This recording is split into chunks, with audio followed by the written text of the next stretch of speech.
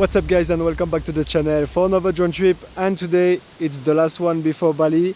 I'm actually in the plane on my way to Bali because we are Wednesday the 2nd of October and I'm on my way to Bali right now. I wanted to do a last drone trip before going there. Today I'm in this location. It's really nice. As you can see, there is some clouds around and I'm gonna explore 3 different places around this area because there is a lot of waterfall and things like that normally. And for the following Wednesday I already recorded some tutorials, so I'm not leaving you alone. Even if I'm in holidays, I already planned 2 tutorials, and after that I will be back with some insane drone shots and photos from Bali, a vlog of course of my holidays there. So hope you enjoy today guys. Let's start with this place. Let's go.